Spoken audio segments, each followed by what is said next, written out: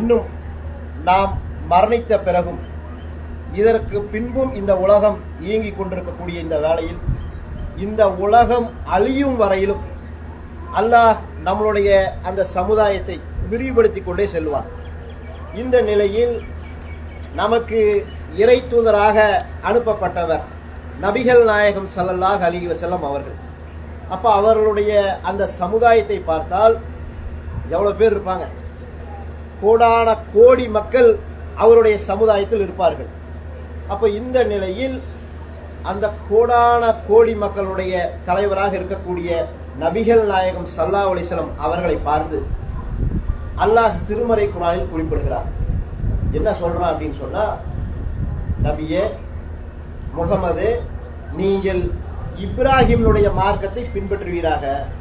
சிந்திச்சு பாருங்க, அவரு ஒரு இறை தூதர், நபிகள் நாயகம் ஸல்லல்லாஹு அலைஹி வஸல்லம் அவர்களும் ஒரு இறை தூதர். ஆனால் இந்த கோடான கோடி மக்களுடைய தலைவரை பார்த்து, இறுதி தூதரை பார்த்து அல்லாஹ் சொல்லுகிறார், நீங்கள் இப்ராஹிமுடைய மார்க்கத்தை பின்பற்றுவீராக. ஏன் அல்லாஹ் அப்படி சொல்றான்? என்ன காரணம் என்று பார்த்தால், அந்த இப்ராஹிம் நபி அவர்கள் எந்த அளவிற்கு ஏகத்துவ பிரச்சாரம் செய்தார், எந்த அளவிற்கு மக்களுக்கு இந்த ஏகத்துவத்தை போதித்தார் என்று பார்த்தால் உலகின் யாரும் அப்படி செய்ய முடியாது. ஏனென்றால் ஒப்பற்ற தலைவர் எந்த அளவிற்கு அந்த சமுதாயத்தில் தன்னந்தனி மனிதராக பிரச்சாரம் செய்தார். அல்லாஹ் தான் சொல்றான், இன்ன இப்ராஹிம கான உம்மத்தன். எப்படி அல்லாஹ் சொல்றான்? அவரை சிறப்பித்து அல்லாஹ் சொல்லுகிறான், இந்த இப்ராஹிம் நபி அவர்கள் ஒரு சமுதாயமாக செயல்பட்டார். சிந்திச்சு பாருங்க, ஒரு சமுதாயம் என்ன செய்யணுமோ, எப்படி பிரச்சாரம் பண்ணணுமோ, எப்படி ஏகத்துவத்தை கொண்டு போகணுமோ அதை ஒரு தனி மனிதர் செய்தார் என்று அல்லாஹ் குறிப்பிடுகிறான் என்று சொன்னால், அப்ப எந்த அளவிற்கு அவர் தன்னுடைய பிரச்சாரத்தை கொண்டு போகிறார். அந்த பிரச்சாரத்தினுடைய ஒரு ஹைலைட்டுகளை எல்லாம் பார்த்தோம்னா ஆச்சரியமா இருக்கு. இப்படி ஒரு மனிதர் இப்படி பேச முடியும்? தன்னுடைய தந்தையிடம் போய் சொல்கிறார், நீங்களும் உங்களை சார்ந்தவர்களும் எப்படி இருக்கிறீங்க? வழிகேட்டில் இருக்கிறீங்க. ஏனென்றால் நீங்கள் அல்லாஹ்விற்கு நிகராக இணை கற்பிக்கிறீர்கள் என்று பிரச்சாரம் செய்கிறார். நீங்களும் வழிகேடு. யாரு? அத்தாவை போய் பார்த்து சொல்றாரு, நீங்களும் வழிகேட்டில் இருக்கிறீங்க, உங்களை சார்ந்த இந்த சமுதாயம் நான் வழிகேட்டில் இருக்கிறதா கருதுறேன். திருமறை குர்ஆனை எடுத்து பாருங்க. அவர் அப்படியே சொல்றாரு. இன்றைக்கு நம்மளா பேச முடியுமா? நம்மளுடைய தந்தை எதிர்த்து பேச முடியுமா? ஆனால் பார்ப்போம், யோசிப்போம். ஆனா அவர் என்ன சொல்றாரு? கொள்கையை சொல்கிறார். தன்னுடைய தந்தை ஆசிரிடம் அவர் கொள்கையை எடுத்து சொன்னதை, நபியை நீ நினைவுபடுத்தி பார் என்று அல்லாஹ் திருமறை குர்ஆனில் குறிப்பிடுகிறார். அப்ப அந்த அளவிற்கு தந்தையிடம் சொல்கிறார். தந்தை எப்படி கடுமையான இணை வைப்பு ஒரு ஆள், சிரிப்பு வைக்கக்கூடிய ஒரு இணை வைப்பை சார்ந்த ஒருத்தர் அவர்கிட்ட போய் எடுத்து சொல்றாரு. அவர் கடுமையாக எதிர்க்கிறார். அந்த ஊரில் இருக்கக்கூடிய மக்களிடம் போய் சொல்கிறார், அவர்களும் எதிர்ப்பு. அந்த ஊரில் இருக்கக்கூடிய மன்னனிடம் போய் சொல்கிறார். சிந்திச்சு பாருங்க, மன்னன் போய் பிரச்சாரம். இன்றைக்கு பாருங்க, நம்ம சொந்தத்துல சொல்ல மாட்டோம். இந்த ஏகத்துவத்தை தர்காவுக்கு போறவங்களா இருப்பாங்க, மார்க்கம் தெரியாதவர்களா இருப்பார்கள். ஆனால் அந்த கருப்பு கயிறு கட்டக்கூடாதுங்க, தர்காவுக்கு போகக்கூடாது. அங்க இறந்து மக்கி மண்ணாக போய் கிடக்கக்கூடிய அவங்களுக்கு காது கேட்காது. அவர்களே அல்லாஹ்வுக்கு பயந்து கிடப்பார்கள். அல்லாஹ்வுடைய தண்டனை அவர்களுக்கு இன்னும் கிடைத்துக் கொண்டிருக்கும். மறுமையில் இதை விட வேதனை இருக்கிறது என்றெல்லாம் என்றைக்காவது சொல்லி இருக்கிறோமா? சொந்தத்துல பிரச்சனை ஆயிரும். இப்படித்தானே பேசுறோம். சொந்தத்துல பிளவு வந்துருங்க. கொள்கை பத்தி நம்ம இந்த இடத்துல பேசுறதே இல்லை.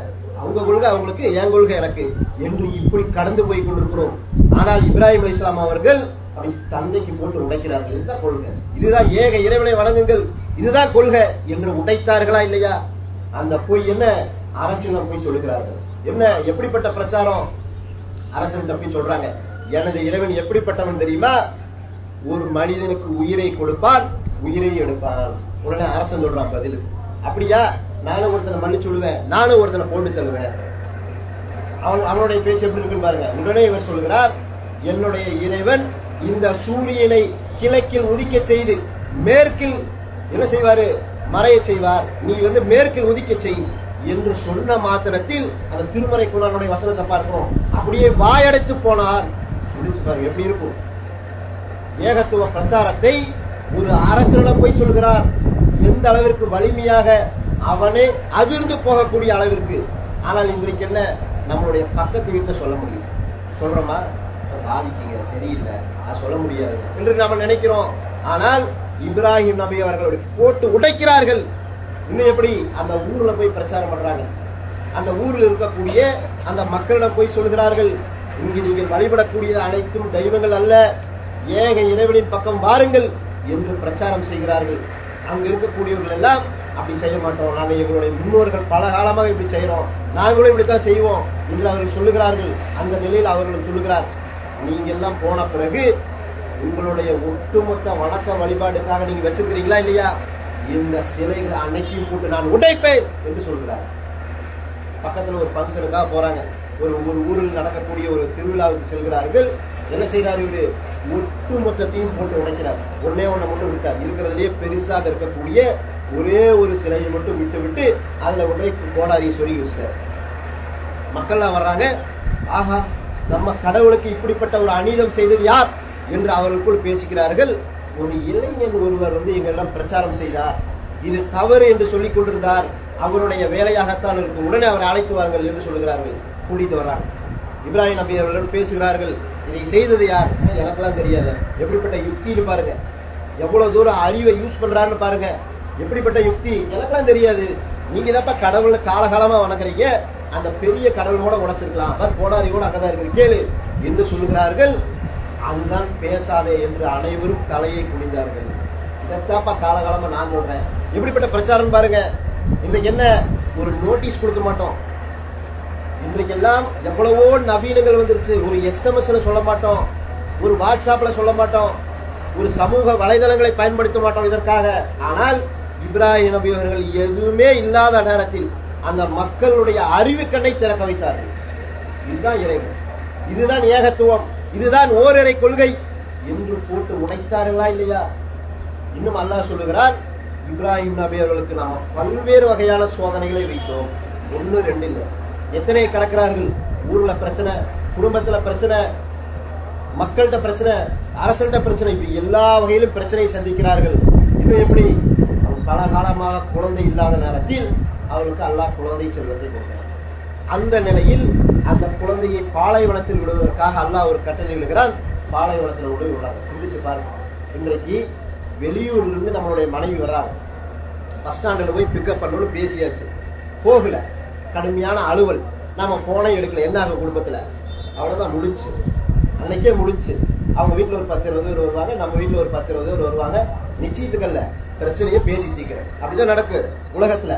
ஆனால் இங்க என்ன நடக்குது, அவர்கள் கேட்கிறார்கள், எங்க எங்களை விட்டுட்டு போறீங்க, இந்த பாலைவனத்துல யாருமே இல்ல, எங்க விட்டுட்டு போறீங்க என்று கேட்கிறார்கள்.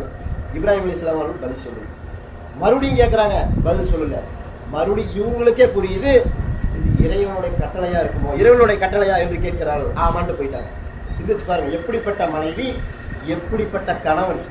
உலகத்திற்கே ஒருவரை அல்லாஹ் முன்னுதாரணமாக காட்டுகிறான் என்று சொன்னால், கொள்கையிலும் சரி, குடும்பத்திலும் சரி, எல்லாத்திலையுமே தலை சிறந்து விளங்கிய காரணத்தினால்தான் அல்லாஹ் இப்ராஹிம் நபி அவர்களை தேர்ந்தெடுக்கிறார்.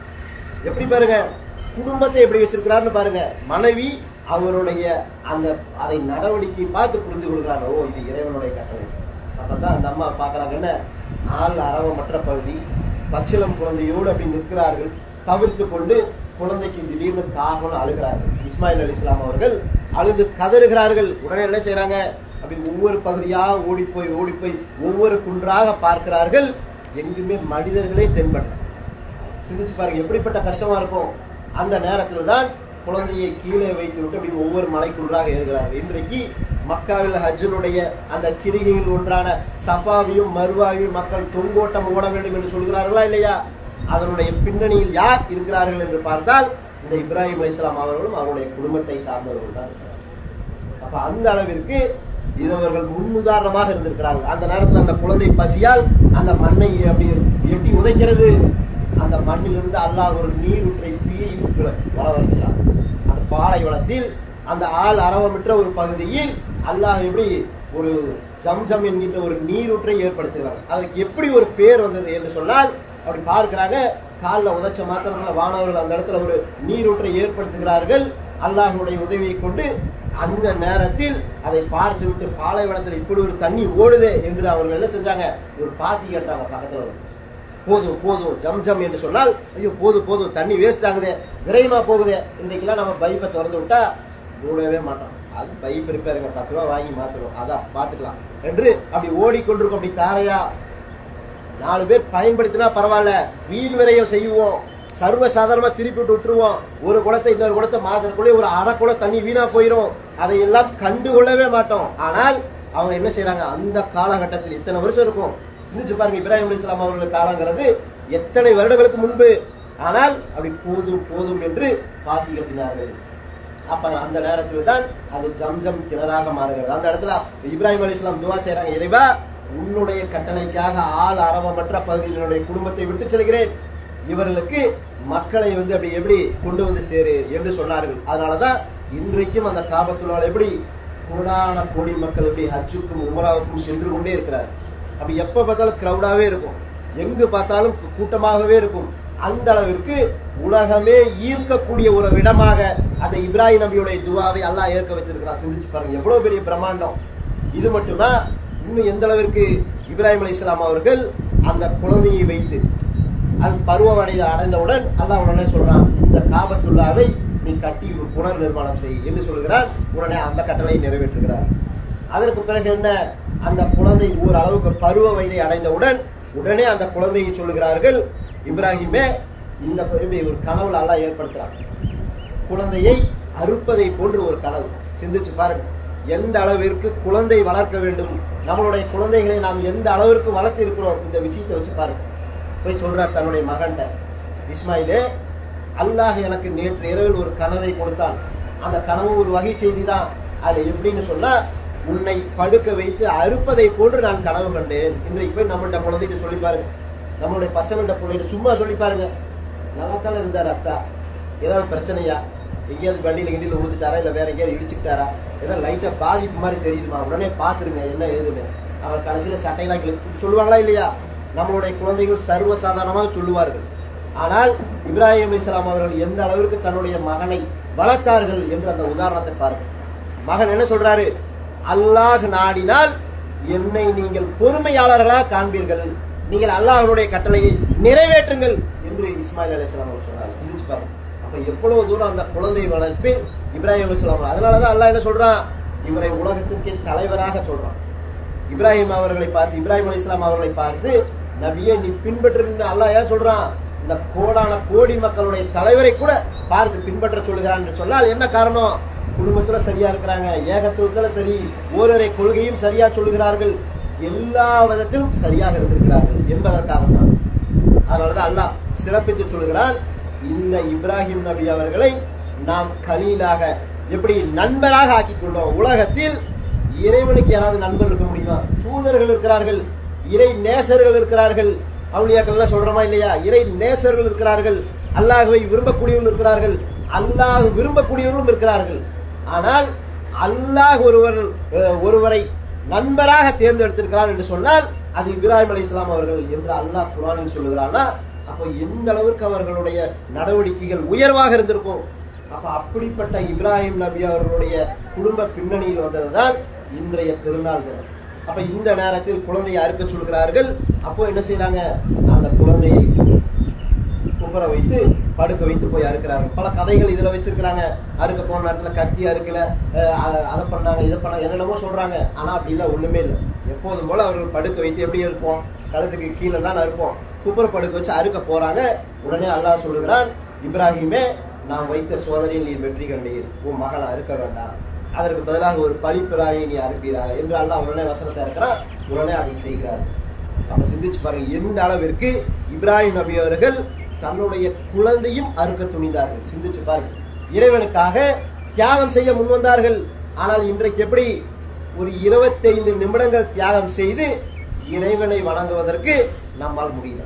சொல்றமா இல்லையா, குழந்தை பிரச்சனைங்க, ஸ்கூலுக்கு போகல, வீட்டில் இருக்குது, தொழுக முடியல, அந்த பிரச்சனை, வேலைக்கு போறேன், இப்படி 1008 காரணங்களை அடுக்குகிறோமே. இப்ராஹிம் அலைஹிஸ்ஸலாம் அவர்களுக்கு வந்த சோதனை மாதிரி 1% இருக்கா நமக்கு? சொல்லுங்க, யோசிச்சு பாருங்க. இப்ராஹிம் அலைஹிஸ்ஸலாம் அவர்களுக்கு வந்த சோதனையில் ஒரு 1% நமக்கு இருக்குமா? ஆனால் என்ன, 1008 வகையான காரணங்கள் சொல்லுவோம். இன்னும் பாருங்க, பல்வேறு நபர்கள் பல கெட்ட வழக்கங்களுக்கு அடிமையா இருப்போம். ஹான்ஸ் போடுவாரு, இன்னும் வெவ்வேறு விதங்களுக்கு அடிமையா இருப்பாரு, ட்ரிங்க்ஸ் பண்ணுவாரு, இப்படி பல்வேறு விதமான விஷயங்களுக்கு அடிமையாக கிடப்போம். அப்ப இப்ராஹிம் அலைஹிஸ்ஸலாம் அவருடைய அந்த வாழ்க்கையை பாருங்கள், அவர்கள் செய்த அந்த தியாகத்தில் நாம என்ன செஞ்சுட்டோம் யோசிச்சு பாருங்க. நம்மளுடைய மனசை கேட்டு பாருங்க. தன்னந்தனியா உட்கார்ந்து அமர்ந்து பாருங்க. அவ்வளவு பெரிய மனிதன் அல்லாஹ்வுடைய கட்டளை அனைத்தையும் கீழ்ப்படிந்தாரு. நம்மால் ஒன்றை கூட கீழ்ப்படைய முடியலையே. யோசிச்சு பாருங்க. ஒவ்வொரு விஷயத்தையும் யோசிச்சு பாருங்க. ஒரு செருப்பு போடுவதில் ரசூலா சொல்றாங்களா இல்லையா? நீங்க வலது காலில் தான் போட வேண்டும், விடும்போது இடது காலில் இருந்து விடும். இப்படி ஏதாவது ஒண்ணு செய்யலாமா? வீட்டுக்குள் நுழையும் போது சலாம் சொல்லுங்கிறாங்க, செஞ்சிருக்கிறோமா? இப்படி ஒவ்வொன்றையும் நபிகள் நாயகம் கற்றுக் கொடுத்தார்களே. அப்போ இப்ராஹிம் அலைஹிஸ்ஸலாம் அவர்கள் செய்த அந்த தியாகத்தில் ஒரு சின்னதையாவது நம்ம செஞ்சிருப்போமா? இந்த ஏகத்துவத்திற்காக, இந்த ஓரரை கொள்கைக்காக. அப்ப அத்துணையும் உரசி பார்க்கக்கூடியவர்களாக இந்த நேரத்தில் பல நபர்கள் நாம் என்ன செய்வோம்? அல்லாஹ்வுடைய பாதையில் பல ஆடு மாடு ஒட்டகங்களை எல்லாம் குர்பான் கொடுப்போம். அப்ப அந்த நேரத்தில் அல்லாஹ்விற்காக அழகிய முறையில் அதை அறுத்து எல்லா மக்களுக்கும் பொதுமக்களுக்கும் விநியோகம் செய்து சந்தோஷமாக கொண்டாடக்கூடிய ஒரு நிலை வேண்டும். அதில் பெருமையோ ஆணவமோ நான் தான் செய்வேன், அப்படி செய்வேன், இத்தனை லட்சத்துக்கு வாங்கினேன், இப்படி எல்லாம் எந்த எண்ணமும் இல்லாமல் தூய்மையான எண்ணத்தோடு அல்லாஹ்விற்கு அழுத்து பழிகிற மாதிரி கூறிக்கொண்டு என்னுடைய பெருநாள் உரையை முடித்துக் கொள்கிறேன். ஒரு சூரிய அறிவிப்பு. இந்த பெருநாள் தினத்தில் நபிகள் நாயகம் ஸல்லல்லாஹு அலைஹி வஸல்லம் அவர்கள் அதிகமாக துஆ செய்யுமாறு கேட்டுக்கொண்டிருக்கிறார்கள். அதிகமாக நல்ல துஆ செய்து கொள்ளுங்கள். உங்களுக்கும் குடும்பத்தாருக்கும் இந்த சமுதாயத்திற்கும் எல்லாருக்கும்